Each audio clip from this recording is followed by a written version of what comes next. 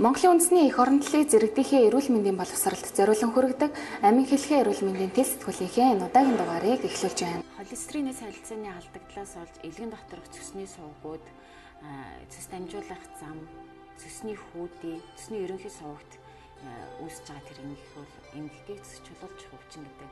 Бүтцийн хувьд бол 3 ангилж үздэг. Нэгдүгээрт нь бол холестерины бүтцтэй, хоёрдугаарт нь өсөд, гуравдугаарт нь холимог бүтцтэй гэж. Ийхүү цусны нэг тэсгүүд тунсчиж чулуу болж үлддэг байна.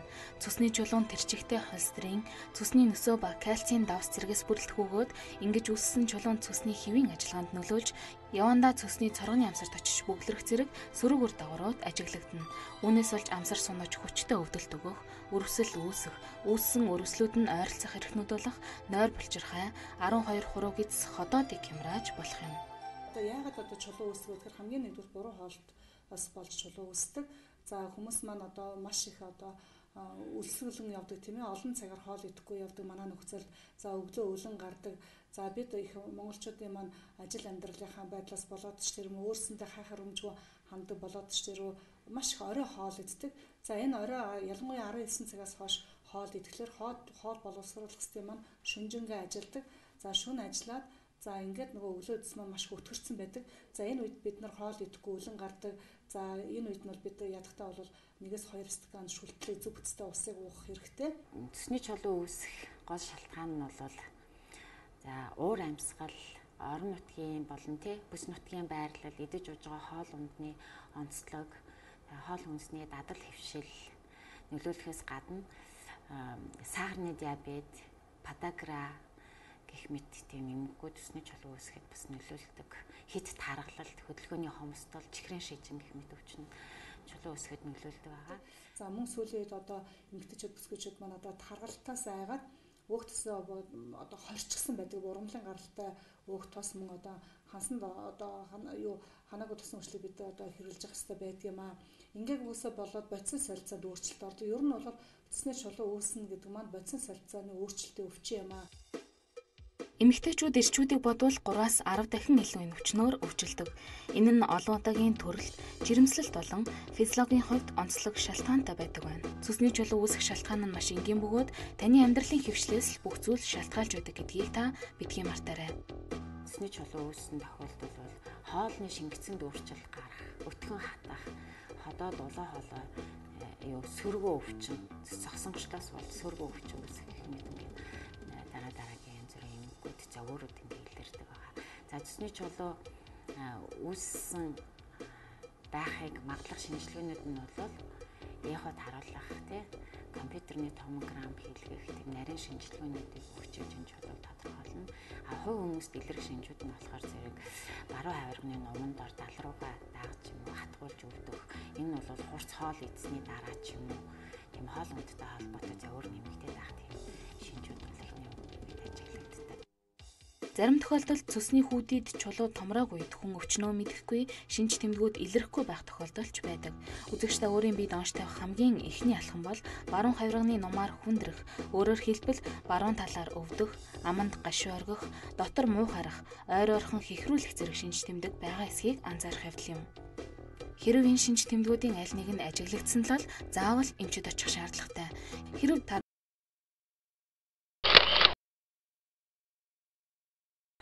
Тэгэхээр хүмүүс цусны чулуу гэхээсээ илүү нойр булчирхай өвдөд байна. Энэ нойр булчирхай болохоо ойлчлаа гэж аюух эмзэгэлдэг.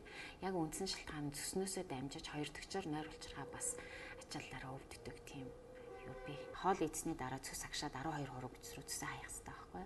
Энэ үед бол нөгөө цусны чулууны чулуу үүсэх юм уу цусны хаана зузаараад өтгөрөлт ихтэй байх үед тэр хайлт удаашраад ярддаг. Тэгэхээр нөгөө бас өтгөн хаталт үүсдэг. Эргээд ходоод руугаас өргөд ходоодоо чочроогоод нөгөө хоол боловсруулах замын сөргөө өвчин гэж бас үздэг.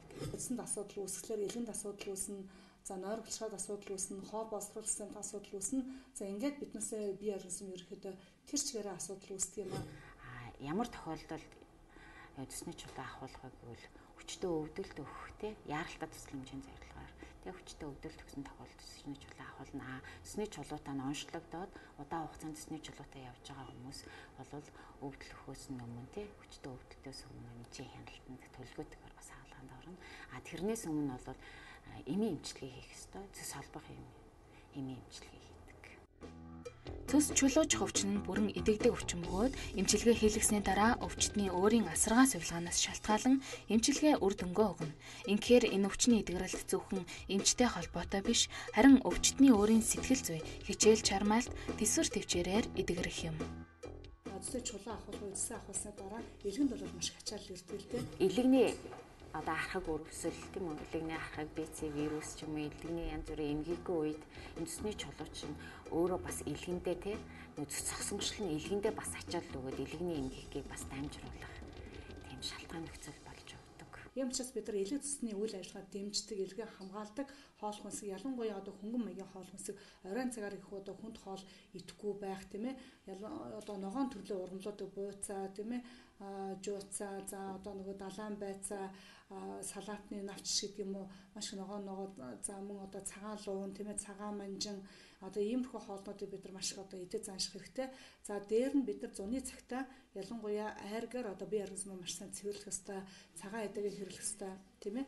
Ингэж одоо хэрэглэх юм бол бид нар одоо нэг илгнийхээ ачааллыг багасгаад тэгэд хоол боловсрох системээ одоо тусалж байгаа бол өөрснийхэн зүгээс анхаарах хэрэгтэй юм бол хоол ундаа зохицуулж хэрэглэн тогтмол цагт хооллно. Жишээлбэл одоо өдөржингөө хоосон явж байгаа орой ачаал нэг өөхтэй тий хурц хоол унд идчихэл унтаж амархад бол энэ чулуу үүсгэд бас нөлөөлөх хүчин зүйл болохоос гадна энэ чулуутай үед бас өчтөг өвдөлтүүд өгнө. Тэгэхээр зэрэг гэрийн нөхцөл бол хоол ундаа зохицуулаад эмчийн зөвлөсөн тий цус холбох юмнуудыг уух хэрэгтэй. Тэрнээс бол цусны чулуу үүссэн тохиолдолд угаана гэдэг бол эсрэг заалттай. Яг одоо цусны чулуу үүсгдэг хоол хүнс гэдэг юм бол хүчлэг хоол хүнсүүд байдаг. Ялангуяа маш их одоо амтлагч ихтэй сүүлийн нөө бэлэн гомгийн хор уршиг бид их ярьж сурталчлаад байгаа шүү дээ тийм ээ. За мөн ЕС-ийн холцоод орсон нөгөө гений бүтцийг өөрчилсөн хүнсүүд гэж байдаг. За дээр нөгөө нэг арх байна. Мөн хийжсэн ундаа байна тийм ээ, халуун ногоо хитрхи их одоо хэмжээнээс илүү их ихтүүлж хэрэглэх тийм ээ. Энэ одоо мөн эслэг ихтэй хоол хүнсийг бид нар одоо хэрэглэж занших ёстой. Ялангуяа эслэг ихтэй ширхэлгээ ихтэй одоо 1-р зэргийн гурил, 2-р зэргийн гурил, арван гурил тийм ээ. За мөн одоо жимсний одоо шүүсүүдийг маш зөв маягаар уух хэрэгтэй. Та энэ өвчнөөр өвчлсөн бол өөх тостой хоол, хорхог боодогны шүлзэргээс татгалзаж, давс бахтай мах жижиглэж ирчээд шүл болгон идэх, буцалсан ус, бүлийн харцаа зэргийг уух хэрэгтэй. Нэгэнт өөрийгөө эдгэхийн тулд та арх пив, тамхинаас татгалзаж, хуурч шарсан хонсон хоол, хүйтэн цай хоол, өөх ихтэй мах, утсан мах загас, халуун чанартай болон даршилсан дарсан ногоо, бяслаг, хийжүүлсэн ундаа жүүс, хоол амтлагч, тос ихтэй нарийн бов, жимс ногоо, тарх сүү зэргийг хориглоорой. Бүсийн онцлогын эмчилгээний төвүүдэд бол нарийн мэргэжлийн мэслийн эмчнэр байгаа. Тэндээ бол хаалгаа илгээж болно. 3 дахь шатлалгээ заавал Улаанбаатарт ирж хаалгаа илгэхээр өвчтөө өөрөө сонгосон бол аль эмнэлэгтч эмчилгээх боломжтой.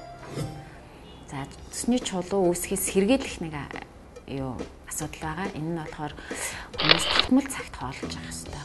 Одоо өдөржингөө тий хасаа явж байгаа орой гинт иддэг ч юм уу. Энэ бол нөгөө цус өөрөө хоол боловсруулалтанд оролцоод 12 хураг биз рүү орох хэрэгтэй. Тэр процесс саад тэнд цус нөгөө цогсонгошод үүсэж байгаа л тийм асуудлууд гардаг учраас тогтмол цагт хооллох хэрэгтэй. Цусоо сайн эмчийн заавраар угаах үед нь угааж явах хэрэгтэй. Өөх тос ихтэй, тослог ихтэй хоолундаа бол өдрийн цагаар ажил хөдөлмөр хийж байгаа сэрүүн тийм идэвхтэй явж байгаа үед идэж явах хэрэгтэй. Оройтож хүнд хоол идэхгүй. Зөв одоо дэглэмийг удаас их хэвээр хортой зуршлуудаас болж архинаас болж тэмээ тангнаас болж хийжүүлсэн ундаа ууж хөлгөөний төдлөөс болж маш их одоо амтлаг хоолунд их өөх тостой хоолыг орой эзнээс болж одоо чулуу үүсдэг. Ийм учраас бид нэр одоо ажил мөн стресс ядаргаанд орсноос болон ажил амьдралынхаа гормыг одоо зөв зохицуулж одоо зөв хоолтой байх юм бол цусны чулуу үүсгэс одоо бүрэн одоо үрсэн зэрэглэх үндэстэй. Цусны чулуу бол тэр дадал хөвшил идэж ууж байгаа хоол унд те нутаг орны заншил тэр юмтай бас холбоотой байдаг. Жишээлбэл одоо нэг залуу 18 настай тэр айлд хөргөн орлоо. Тэгэхээр хөргөн ороод 20 жил амьдэрсэн чулуу үүссэн. Тэгээд эм чи энэ чулуу халддаг юм уу? Манай ээж хадам ээж чулуутай, манай эхнэр чулуутай. Одоо би чулуутай олчлоо. Хүүхд маань одоо бас чулуутай болчих уу гэд ингээ асууж байгаа байхгүй. Тэр бол энэ тохиолдолд бол тухайн тэр гэр бүлийн идэж уудаг хоол ундны бүтээц найрлага тий тэр нөгөө дадал хөвшилтэй холбоотой үүсэж байгаа байхгүй. Тэгэхээр зэрэг энэ бол нөгөө орон нутаг, бүс нутаг тий хоол ундны юутай холбоотой. Өдөр болгон бид нар одоо сулхан шүлтлэг pH 7.5-аас 8-та усыг өглөө өлөн дээрээ заавал 1-2 аягаа ууж занших ёстой. Яагаад гэвэл тэгэхээр бидээс их орой хоол иддэг учраас хоол боловсрол систем шүнжэнгээ ажиллаад цус өтгөрсөн байдаг. Өглөө босоод эм цэсийг угаад бид нар шингэлэх ёстой. За дээр нь элгэний рефлекс сэргээд хоол боловсрол систем нь бол хоолыг хүлээж авах бэлэн болдог.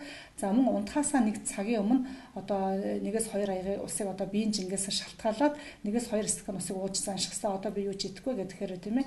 За энэ ус маань унтж байхад одоо хөнгөн цэвэрлэгээ явуулдаг. Ингээд цус өтгөрсөөс болоод хүний одоо өтгөний асуудал одоо өтгөн гадагшлах асуудал маш их одоо асуудал үүсэх. Эсвэл одоо гүйлгээд байдаг, эсвэл өтгөн хатаад байдаг. Энэ өтгөн хатж байгаа асуудал бол ус гүйцэлтээс үүсдэг.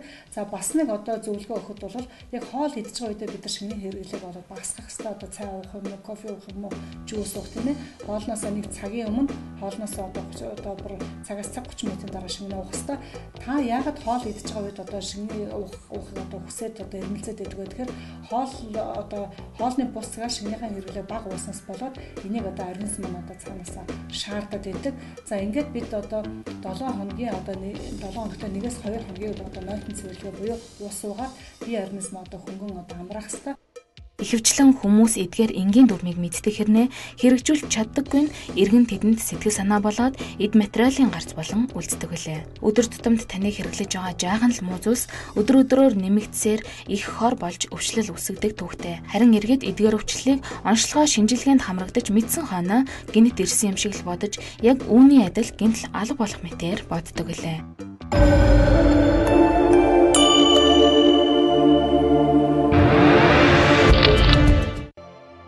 Ерөнхийдөө энэ өвчин эмийн шалтгаантай үүсч болдог гэдгийг санаарай. Тиймээс дархлаа, дарангуулын эм, зарим антибиотикуудыг ууж болохгүй бөгөөд нойр булчирхаан өрөвслийн үед пигментийн эмийг ганц 2-7 хоног уугаад болчихдоггүй гэдгийг үзэгч та санаарай. Мөн эмчийн бичиж өгсөн эмийн жорд ч гэсэн та давхар анхаарал тавьж аль болох тун багтай эмийг сонгох нь таны эрүүл мэндэд тустай юм. Манай өрхийн эмчнэр өвчтөнд өндөр тунтай, үнэтэй эм бичиж өгдөг. Энэ нь нэг талаараа өвчтний өөрийн хүсэл байж хурдхан намдах гэсэн хоромхон зургийн бодлоос олж өндөр тунтай эмд өөрийн биеийг дасгаж байдаг. За чулууч хөвчний үед эмийн хэрэглээ бол амд амтсан тийм хэрэглээ байж болохгүй. Тухайн хүн настай хүн байж болно, залуу хүн байж болно тий. Одоо хүүхдэд хүртэл цэсний чулуу үүсэж байгаа тийм юмнууд байгаа. Тэгэхээр зэрэг энд бол яг эмчийн заавараар эмч зөвлөсөн тухайн хүний онцлог, нас тий тэр бүхэн тохирсон эмийг эмчил зөвлөн. Тэрнээс бол тийм юм сайн тийм тунгаар уучаа гэсэн тийм ойлголт байж болохгүй. Тухайн чулуун том байна уу, жижиг байна уу, хөдөлгөөнтэй байна уу, тухайн нас залуу байна уу, настай хүн байна уу гэдгээс эмийн сонголт, уух доод тун хэмжээ эдгээр чинь өөр байдаг. Иргэд амнаас ам дамжин биедээ сайн гэсэн юм болгоныг зөвлөж байдаг ч эмчийн зааваргүй хэрэглэсэн бүхэл эм биш хоруулдаг тухай мартаж орхидог. Ингэхээр та цаг тутамд эмчийн зааваргүй эм хизээч эм болдоггүй. Харин таны өвчнийг улам далд хэлбэрт оруулан биеийг зовиргүй өндрүүлдэг гэдгийг битгий мартаарай.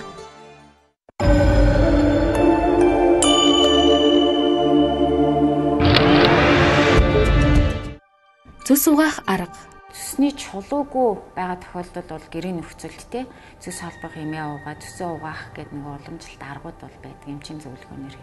Нэгэн чулуу үүссэн тохиолдолд бол одоо жишээлбэл хэмжээнээс хамааран чулууны бүтцээс нь хэмжээнээс нь хамааран хөдөлгөөнтэй жижиг чулуу эднэр байх юм бол угааж болохгүй. Тэр бол сог могоо бөглөөд өдөлтөөгөөд механик шаарлалт эднэр үүсдэг учраас заавал эмчийн зөвлөгөөнөөр л эмчилгээ хийн. Цусны чулуу үүссэн тохиолдолд угаана гэдэг бол эсрэг заалттай. Цус угаах эмчилгээ гэрийн нөхцөлд хийх бүрэн бололцоотой. Цусны гэрийн агшилтыг дүр зур нэмэгдүүлэн, цусны өтгөрсөн байдлыг багасган, цусны чулуу үүсэх болон өрөвсгөөс сэргийлнэ.